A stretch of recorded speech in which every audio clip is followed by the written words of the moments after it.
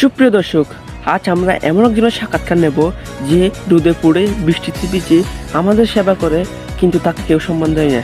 হ্যাঁ, আমি জনাব সিরাজ মিয়ার সাথে কথা বলবো এখন। চলুন আমরা তার মনের কথাটা শুনে আসি। স্যান্ডেল ভাই, আপনি কেমন আছেন? কেমন আর থাকবো ভাই, জীবনটা তো পুরাই কয়লা হয়ে গেছে। মানুষ যখন নতুন কিনে তখন কে হাতুর শোরুমে এসি থেকে বের করে যত্ন করে পায়ে পড়ে, আর এখন আমার অবস্থা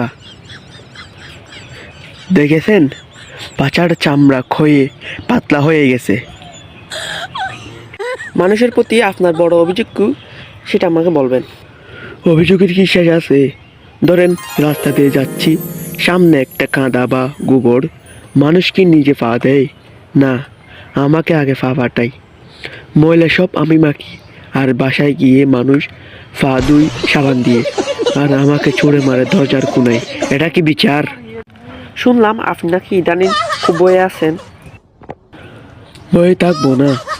গত সপ্তাহে আমার মালিক মসজিদে গিয়েছিল, আমি তো ভয়ে কাঁপছি যে এই বুঝি কেউ আমাকে চুরি করে নিয়ে যায়।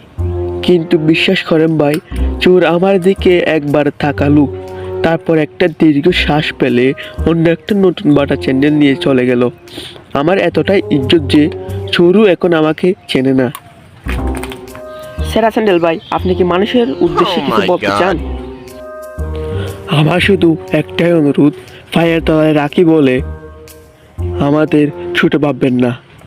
আমরা না থাকলে আপনাদের পা মোজা পড়লেও নিরাপদ না। আর হ্যাঁ, দয়া করে আমাদের দিয়ে কুকুর তাড়াবেন না, খুব লাগে ভাই, খুব লাগে।